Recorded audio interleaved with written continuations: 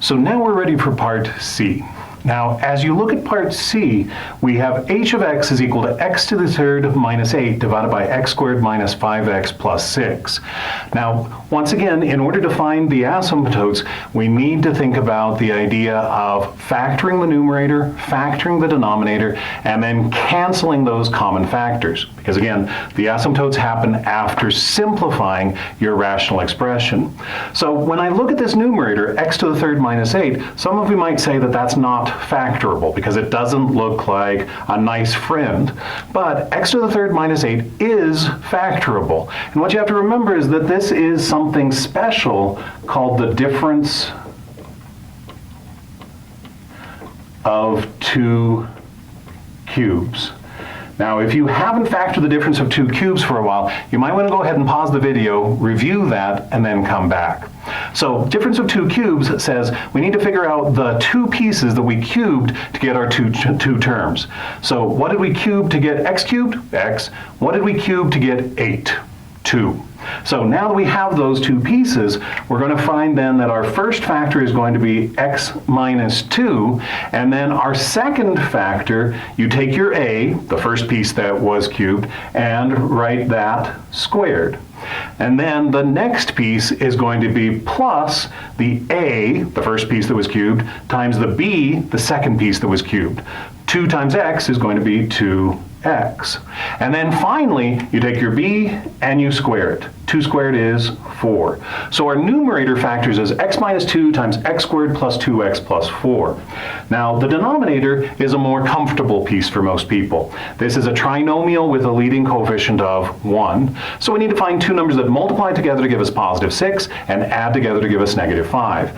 After thinking about that for a bit, we can find x minus 2 and x minus 3. Now, as you look at this numerator and you look at the denominator, notice that this time we do have something common. We have a factor that is common to both the numerator and the denominator. So once again, in this world of asymptotes, we need to cancel those so that we're ready to talk about our asymptotes. So once we've canceled those pieces then, we end up getting x squared plus 2x plus 4 in the numerator and x minus 3 in the denominator. So we're ready to write down our vertical asymptote. The vertical asymptote then is the x value that's associated with the 0 of the denominator now that we have canceled our common factor. So in fact, there is only one vertical asymptote on this problem, and that one vertical asymptote is x equals 3. Sometimes people will come in and try to say that there are two vertical asymptotes, but this x minus 2 was canceled during the simplification process, so that x minus 2 is not going to lead us to another vertical asymptote. So again, there's only one vertical asymptote, and the equation for that vertical asymptote is x equals 3. Now, for the horizontal and oblique asymptotes, we need to figure out the degrees. Well, the degree of my numerator is 2, and the degree of my denominator is 1. So once again, go back to the table on page 2. If the degree of the numerator is greater than the degree of the denominator, we're going to have an oblique asymptote.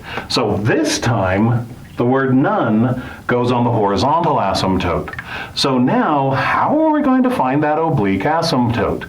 Well, when we were talking about these ideas on page 2, I said that in order to find the equation of an oblique asymptote, you actually end up having to do some division. And I said that one of the division techniques that I would suggest for this kind of problem would be to use polynomial long division. So let's go ahead and use polynomial long division for x squared plus 2x plus 4 divided by x minus 3.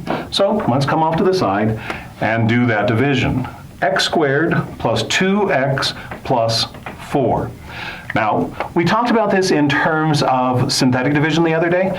That division in general, you have to make sure that every power of x is accounted for. So we have an x to the power 2, and then we have an x to the power 1, and then we have our constant term.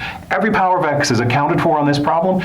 If there were any missing terms, we would simply need to slide in somebody that had a 0 in front. So for example, if there was no x term, I would say it would be x squared plus 0x plus 4, and then I would move on.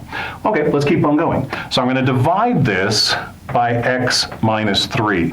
Same statement, if anybody's missing here, go ahead and denote that by putting in a coefficient of 0. Again, we have the power 1 and we have the constant. Everybody is accounted for there. So now that we have these two pieces then, you focus your attention on the first term of the dividend and the divisor. We have an x squared here, we have an x here. And the question is, how many times does x go into x squared? Now, another way of asking that is, what happens when you divide x squared by x? Well, x squared divided by x is x.